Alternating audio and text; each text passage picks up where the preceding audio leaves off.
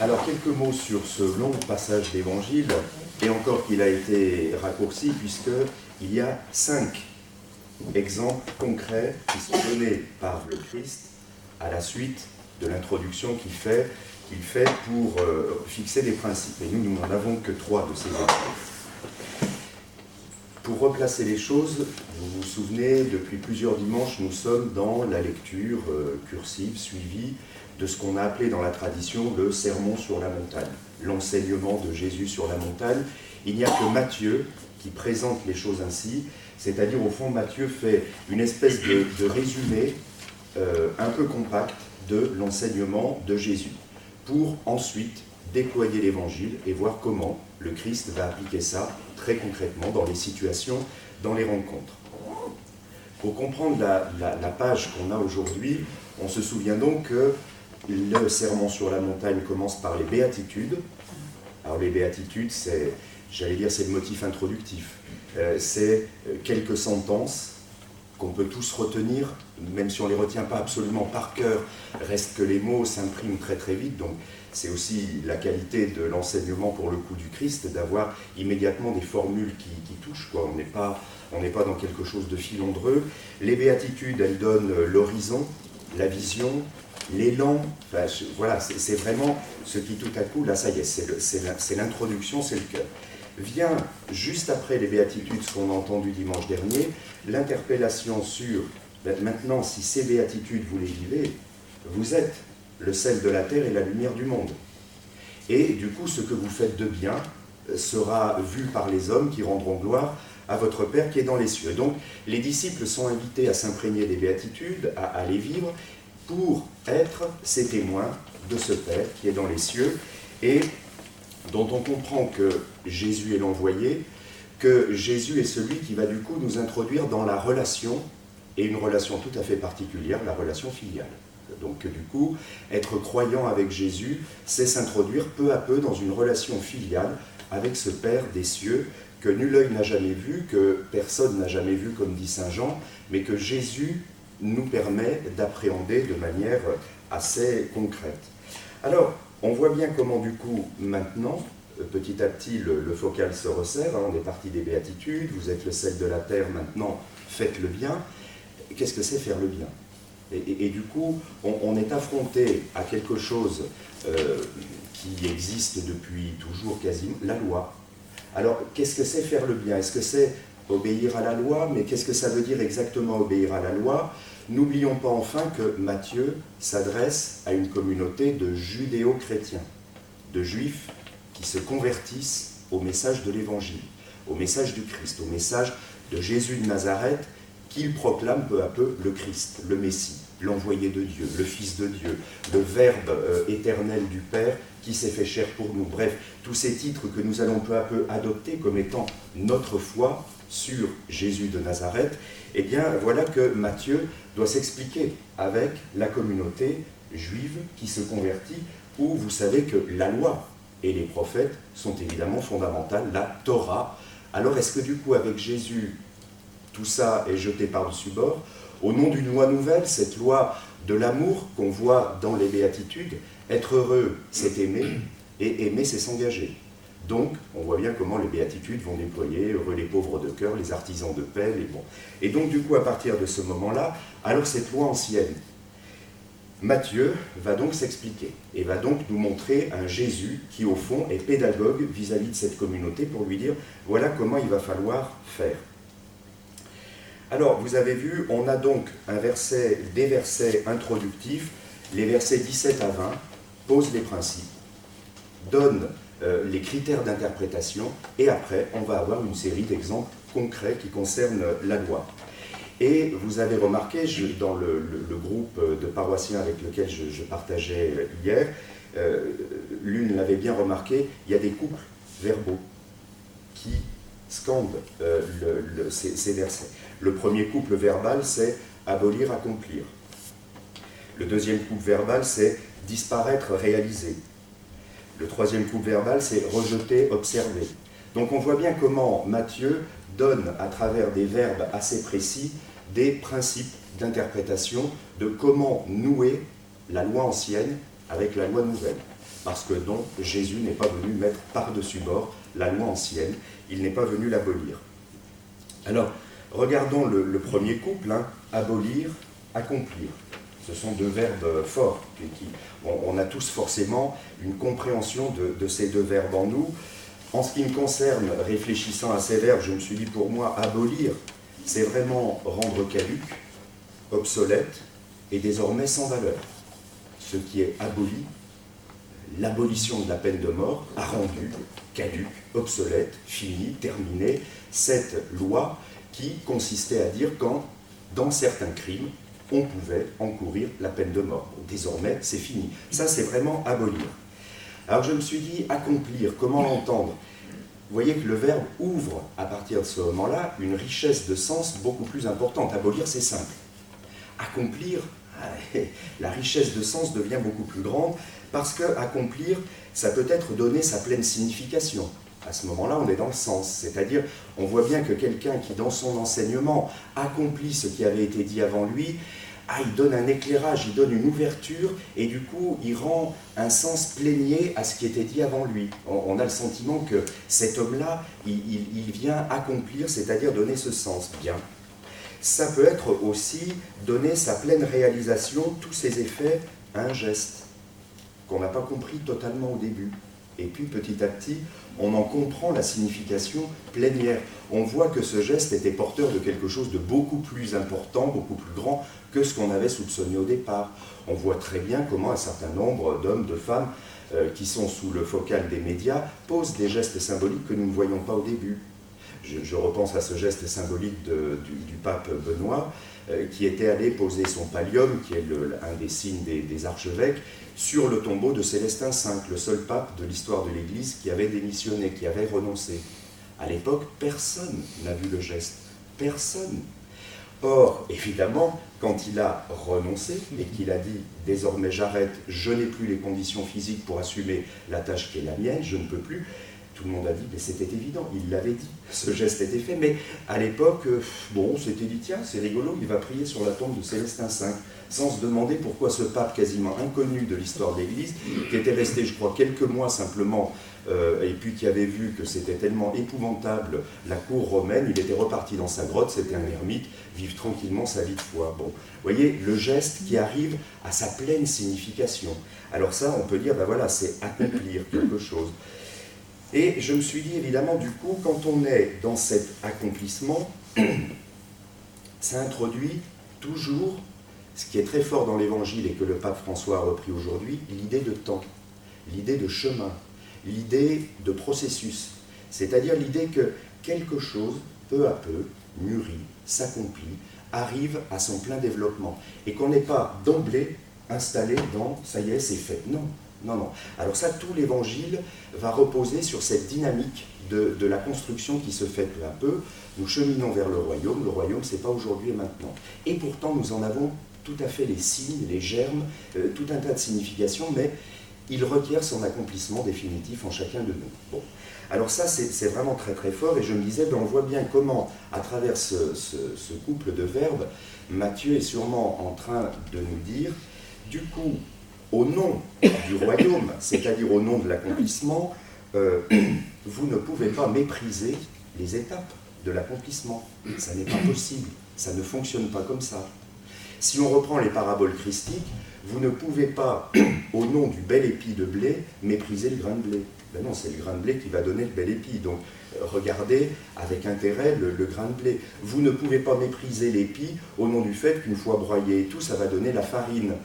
Vous ne pouvez pas mépriser la farine au nom du fait que, mélangée à du levain, de l'eau, du sel et tout, elle va donner le bon pain qui va enfin nous nourrir. Vous voyez, c'est toujours cette idée de processus dans lequel chaque étape doit être respectée. D'où, je pense que ce couple de verbes commence à articuler la loi ancienne, la loi nouvelle. Bon. On a le deuxième couple, disparaître et réaliser. Alors ça aussi, c'est un couple de verbes qui est intéressant, disparaître, réaliser. Parce qu'on a envie de dire, une fois que la chose a disparu, c'est-à-dire une fois que le processus s'est réalisé, quand vous mangez votre bon pain, vous ne voyez plus le grain de blé. Par définition, il s'est noyé dans sa réalisation, il s'est il est pris dans sa pleine, entière réalisation, ce pourquoi il pouvait être fait. Et donc, il y a bien cette notion, au fond, qui est très propre à l'univers biblique, que nous ne sommes pas dans un univers stable, fixe, éternel, qui ne bouge pas, pas du tout.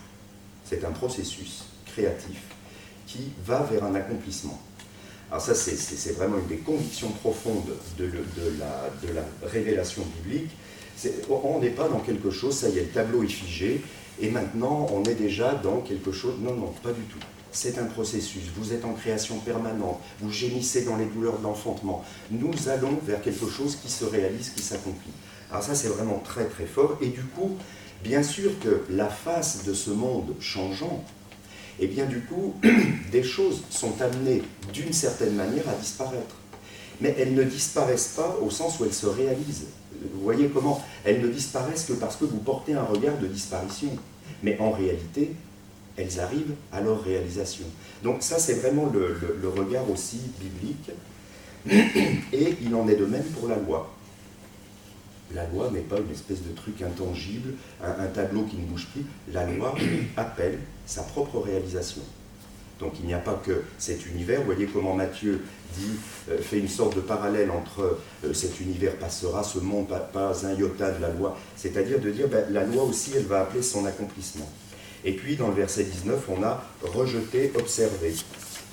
Donc cette loi qui appelle son dépassement, je ne peux pas la mépriser. Au nom du dépassement. Ça a été une tentation permanente dans le christianisme. On a eu ce qu'on a appelé des courants spirituels qui, au nom du fait qu'avec Jésus, l'amour du royaume était arrivé parmi nous, ça a été la grande fête du slip, si je peux dire, comme disent les adolescents quand je les avais dans ma responsabilité à l'internat. Et on a eu ces courants-là, et ils traversent le christianisme. Ça y est, c'est déjà fait en Jésus-Christ. Ah oui, mon chéri, ma chérie, en Jésus-Christ, c'est déjà fait, mais pas encore en toi. En toi, le travail est encore largement à faire. Et du coup, non, c'est pas le monde de la grande liberté sexuelle, puisque maintenant, ouf, c'est fait, on est déjà dans le royaume, donc on peut tous s'aimer. Ouais, alors on va en reparler. Voilà. Vous voyez comment le christianisme est traversé par cette tentation de dire, en Jésus, on est déjà dans le royaume, on s'aime, donc c'est pas... oui, non, c'est en train de se réaliser, c'est un processus, voilà. Et puis, à l'inverse, l'autre tentation, c'est de tout recrisper sur la loi ancienne.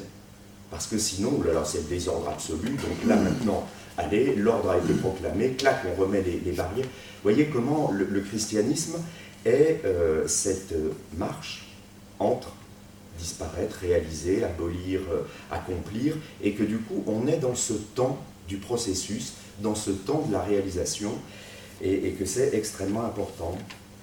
Le couple verbal rejeté-observé, très important. Le mot observer, il est intéressant parce qu'il a une double signification qui est riche aussi en français, entre autres. C'est-à-dire, c'est justement regarder avec attention pour comprendre profondément et du coup intérioriser. Alors que me soumettre bêtement à une loi que je ne comprends pas, c'est pas très très riche, quoi. Il y a un moment où forcément la révolte va monter en moi, alors que j'observe, et du coup je comprends. Comprenant, alors je peux intérioriser et me dire, oui, la loi n'a pas tort. Maintenant, faut-il que je comprenne comment l'appliquer dans ma vie. Bon, voilà. Et on a, fin de ce motif introductif, le verset 20, qui est le principe fondamental, si votre justice ne surpasse pas la justice des scribes et des pharisiens, alors vous n'entrerez pas dans le royaume. Vous n'aurez fait qu'observer une loi. Bon, c'est bien, mais ce n'est pas le royaume. La loi n'est pas le royaume. Elle appelle son dépassement pour parvenir au royaume. Et donc on voit bien comment ce dépassement, il est déjà présent dans l'Ancien Testament. Relisez les prophètes, qui ont déjà compris que la justice de Dieu, on ne pouvait pas la résumer à une justice distributive, qui punit les méchants, récompense les bons. C'est une justice tellement humaine, immédiate.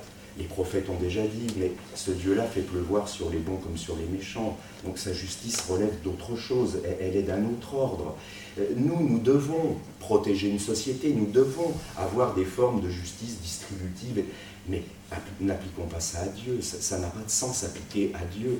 Concrètement, on voit bien que ça ne fonctionne pas. Le méchant n'est pas foudroyé par un éclair qui lui tombe du ciel, on va « Ah, ça y est, enfin, tu t'y es mis ». Non, ça ne... Donc du coup, les prophètes ont été amenés à réinterpréter cette justice divine. Mais qu'est-ce qu'elle est? Alors on voit bien que du coup, dans la Bible, elle se réinterprète avec l'idée que, fondamentalement, le dessein divin est un dessein d'amour, qui est totalement présent déjà dans l'Ancien Testament. Il dit « Cela fut, c'était très bon ». On a envie de dire comment mieux vous le dire, il n'est pas quasiment les premières paroles de la Bible, nous présente un Dieu dans lequel il n'y a pas de déchirement, il n'y a pas de mal présent en lui. Il dit « Cela fut, c'était bon ». Son projet est comme ça. C'est vraiment un acte de foi du monde biblique qui est très très fort. Et du coup après, comment ce Dieu, sa puissance, va relever de l'amour? Et du coup, si je commence à confondre sa puissance avec la capacité d'exterminer pour punir, commence à y avoir un souci. Mais alors qu'est-ce que c'est que la puissance de ce Dieu qui crée, et ensuite sa puissance, c'est en punissant d'exterminer?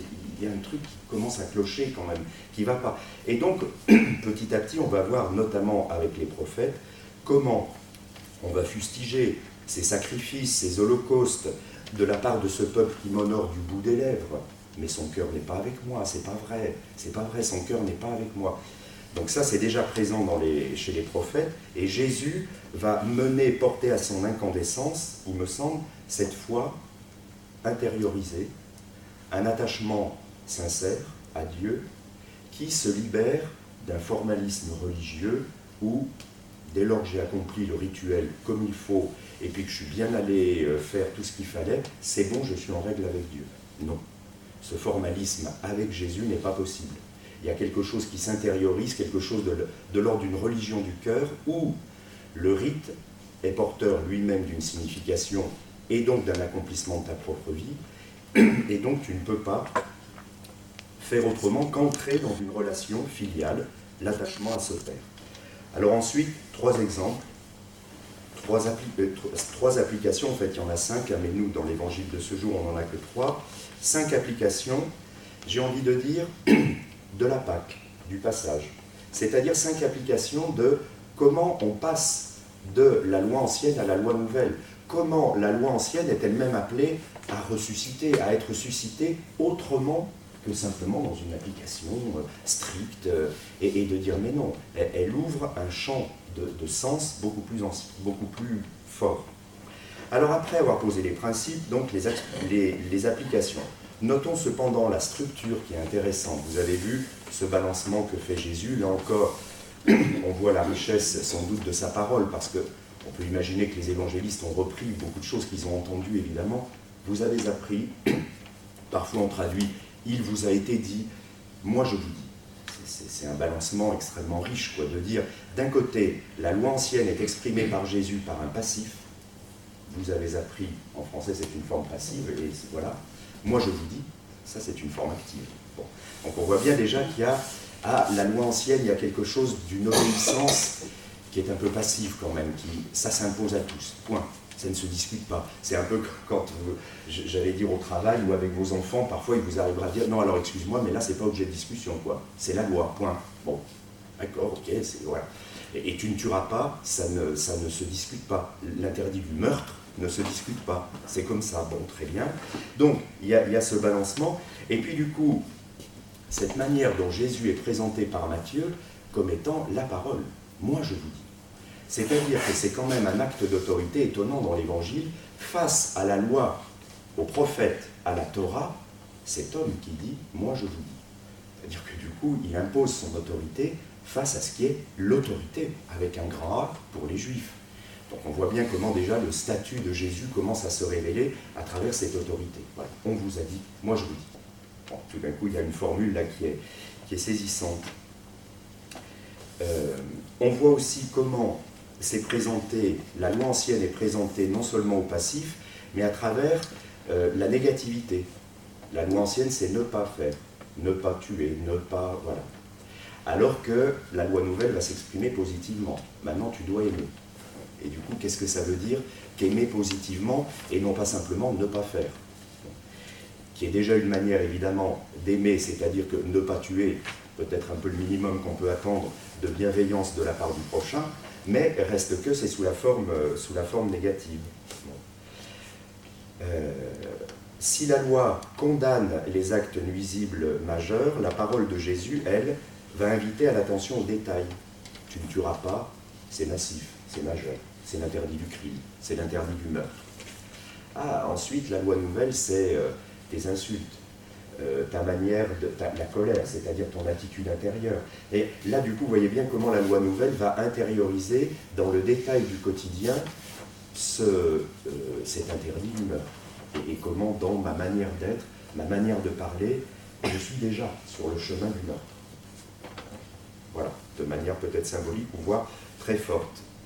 Notons enfin, parce que c'est important, parce que là encore il y a eu des dérives, c'est que cette loi nouvelle, elle n'énonce pas une loi encore plus lourde à porter que l'ancienne, et qui du coup demanderait en quelque sorte un rigorisme encore plus lourd que la loi ancienne, la loi juive. Parce que là on se tromperait, à mon avis, assez radicalement du sens et de la volonté du Christ. Malheureusement, le christianisme a pu l'interpréter ainsi. Et il y a eu des courants chrétiens, et il y a des courants chrétiens, d'une austérité et d'un rigorisme tel que la loi nouvelle est redevenue dans sa forme d'application finalement la loi ancienne.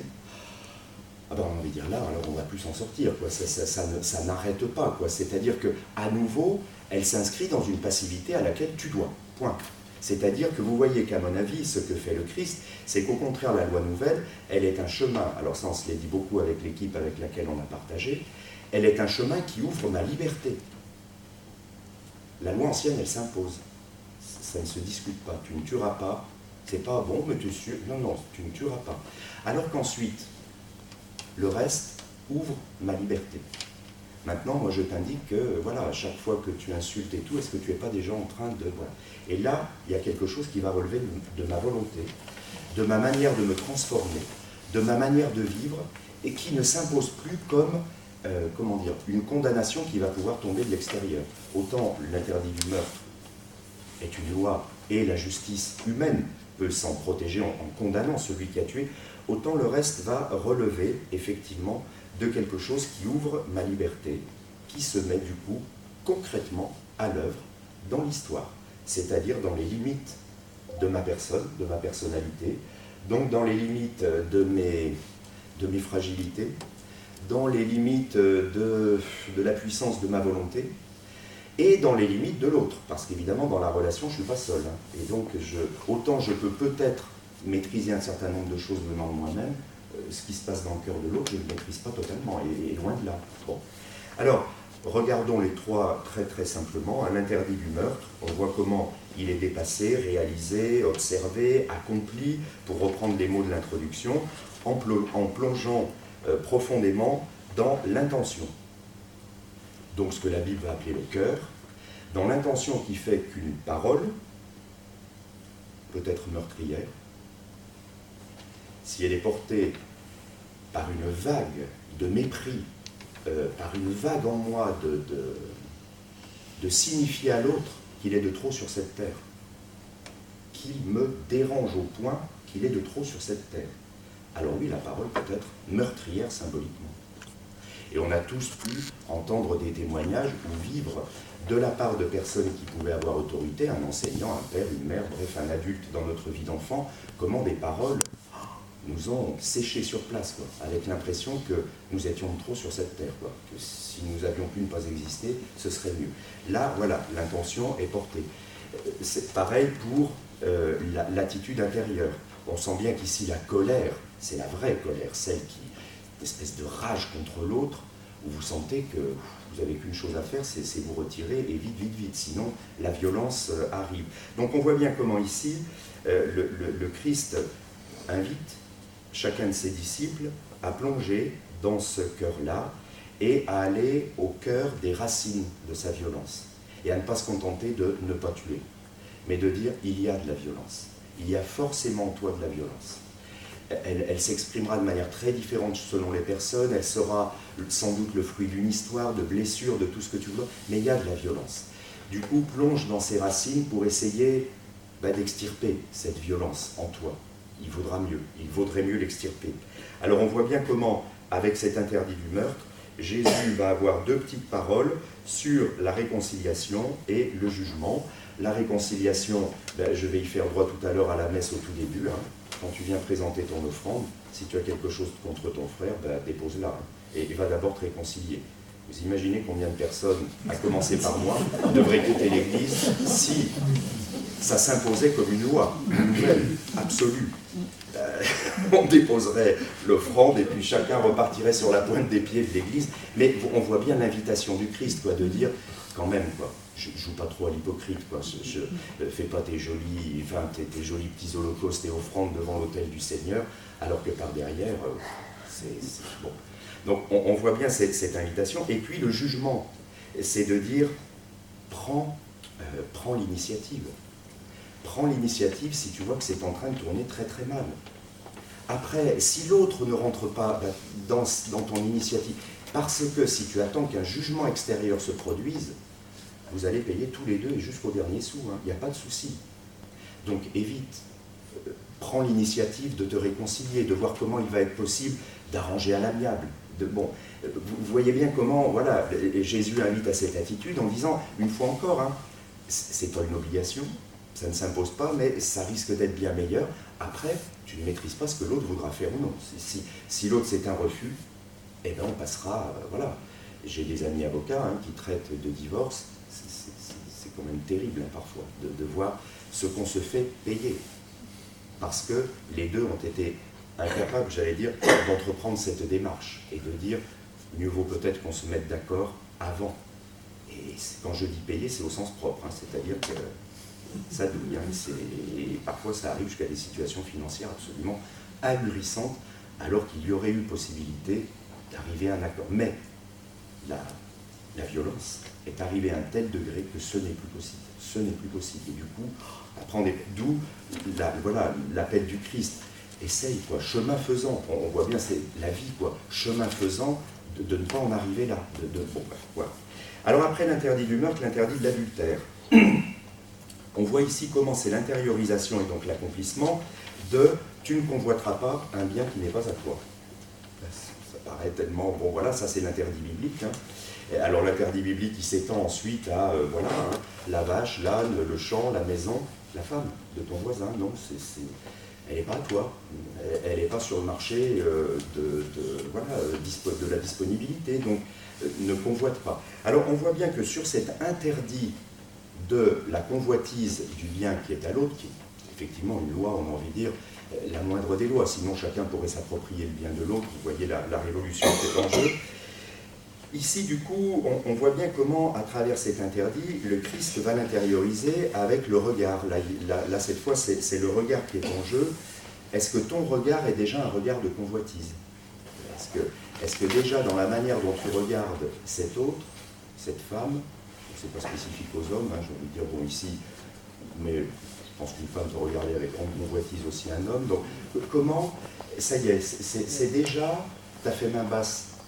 Alors, tu ne l'as pas fait concrètement, mais dans ton regard, c'est déjà fait. Tu as commencé à faire main basse. Ah là, ça ne va pas. Il y a quelque chose, bon. Alors, on en a pas mal parlé dans le groupe où on était, parce qu'il y a les deux petites paroles ensuite qui suivent, arrache-toi l'œil, coupe-toi la main. Bon, qui sont bien entendu des paroles provocantes pour nous faire réagir. C'est-à-dire pour que ces paroles-là, évidemment, l'interprétera avec ce qu'il veut. Moi, j'ai dit, ben oui, ces paroles-là, je me les suis interprétées. Alors, par exemple, pour la main, j'ai dit typiquement, j'ai donné un exemple, c'était de dire, il y a des procédures pour, en fin de messe, que la quête soit ramassée par deux laïcs qui la mettent dans un sac, qui scotchent, qui mettent leur signature, et ensuite elle est comptée par deux autres personnes. Bravo. Moi, ça m'évite d'avoir à y mettre la main. Et ça m'évite de vérifier que je n'ai pas la tentation de. Parce qu'on peut se croire fort, mais quiconque ne s'est jamais trouvé devant une jolie timbale d'argent où tous ces petits billets, ces petites pièces, ces choses sont là-devant, qu'est-ce que j'en sais que je n'aurai pas la tentation d'aller faire mon petit prélèvement et tout, et de dire, eh bien, d'une certaine manière, cette procédure mise en place par le diocèse m'a coupé la main de la tentation possible de. Et du coup, je n'ai pas à vérifier si je suis quelqu'un d'exceptionnel face à l'argent et que j'ai une résistance. Et bien du coup, j'ai pas cette... Voilà. Vous voyez ce que je veux dire? La possibilité de... Voilà. Pour l'œil, c'est de même. J'allais dire, je suis comme tout le monde, telle ou telle personne a pu provoquer de l'émoi. On va dire ça comme ça en moi, gentiment. Et ben après, pour moi, il y a plusieurs degrés. Première chose, qu'est-ce qui se passe? Est-ce que c'est tes hormones qui sont en train de s'agiter et est-ce que ça, tu vas pouvoir le gérer? Bon. Et du coup, de dire, mais cette personne, tu l'aimes, il y a quelque chose. Et la plupart du temps, non. Moi, je disais aux ados, elle t'excite, mais tu n'as pas plus envie que ça d'une relation avec elle. C'est pas de l'amour. Bon, ben, gère ça, ça va quoi. Fais retomber la pression et tu appelles. Et du coup, quand simplement on fait déjà ce travail d'intériorisation, je reconnais pour moi-même que très souvent, ça retombe. C'est simplement, bah oui, c'est l'aspect pulsionnel en nous, c'est l'aspect du désir en tant qu'il peut être pulsion, en tout cas dans la sexualité masculine. Et du coup, bah, ça, il faut que tu sois clair avec toi. Voilà, cette personne-là, c'est simplement qu'elle te titre. Ou alors, ah non, c'est sa personnalité qui te touche. Bah alors c'est quoi? C'est une amitié dont tu as envie. Et ça, pourquoi pas? Mais alors, sois clair, qu'est-ce qui se passe? Voilà. Et puis si on sent que, pour autant, même en ayant plongé au fond de soi et tout, ça passe pas, bah arrache ton œil. Cherche plus à la voir, cette personne-là. C'est pas bien, c'est pas bon. Tu te mets en danger, et tu mets du coup l'autre aussi en... Donc, prendre la distance, va ailleurs, va voir ailleurs comment ça se passe. Vous voyez ce que je veux dire? De dire, alors quand je dis ça, c'est un chemin à chaque fois. Je n'ai pas été comme ça à 20 ans. Vous voyez, il y a un chemin qui s'est fait peu à peu aussi en moi pour dire, j'ai intériorisé ces paroles du Christ et j'ai essayé de comprendre dans ma vie ce qu'elles pouvaient signifier. Voilà. L'interdit du faux serment, je finis. Bon. Je dirais simplement, pourquoi dois-tu en référer à l'autorité d'un tiers quand tu donnes ta parole? C'est étonnant quand même, parce qu'on ne peut pas faire confiance à ta parole. Quand tu dis, moi je vous dis, quoi?